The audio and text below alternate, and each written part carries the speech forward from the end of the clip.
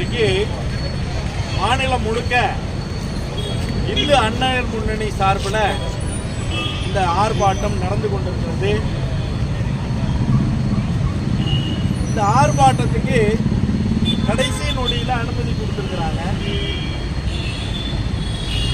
என்ன காரணம்னா, ஒரு அமைச்சர் அரசியல் சாசன பதவின்ற ஒரு உயரிய பதவியில் இருக்கக்கூடிய ஒரு அமைச்சர் அக்யூஸ்டுன்னு சொல்லுவாங்க, பண்பாடு இல்லாத, கலாச்சாரம் இல்லாத, படிப்பறிவு இல்லாத, காட்டு மிராண்டி வாழ்க்கை வாழக்கூடிய ஒரு தற்குறி நபர் எப்படி தெருவில் பேசுவாங்களோ அதை போல ஒரு முன்னாள் பேராசிரியராக இருந்தவர், பல கல்வி நிறுவனங்கள் நடத்துறவர், கல்வித்துறை அமைச்சராக இருந்தவர்,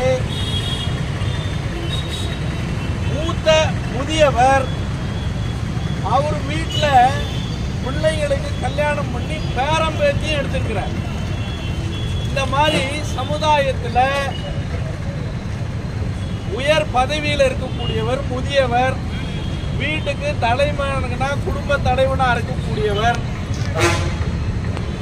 மக்களால் தேர்ந்தெடுக்கப்பட்ட சட்டமன்ற உறுப்பினர், இப்படி மதிப்பு வாய்ந்த பல விஷயங்களை வச்சிருக்கிற இந்த அமைச்சர் ஒரு காட்டு மிராண்டிய போல பெண்களை குறித்து பேசினது நாகரிக சமுதாயம் சிறிதும் ஏற்றுக்கொள்ளக்கூடிய விஷயம்.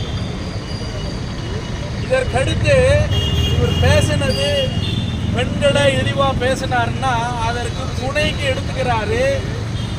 இன்னைக்கு இங்க நின்று இருக்கவங்க பல பேர் சமய சின்னங்கள், இன்னைக்கு பகவான் நாமாக்கள், இறைவனுடைய பெயர் எந்த அளவுக்கு உயர்ந்ததோ அதை விட உயர்ந்தது இந்த சின்னங்கள். இறைவனை குறித்து நாம் வெற்றியில் ஏற்றுக்கொள்ளக்கூடிய சின்னங்கள் இறைவனுக்கும் மேலானது.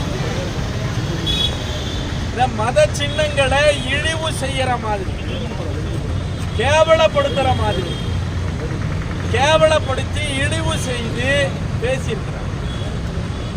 இது ஆணவத்தின், அகங்காரத்தின் உச்சக்கட்டம். எவ்வளவு திமிர்! நீங்க பாருங்க, இந்த திமுக ஆட்சி வந்ததிலிருந்து சர்வாதிகார ஆட்சியா நடந்துட்டு இருக்கு.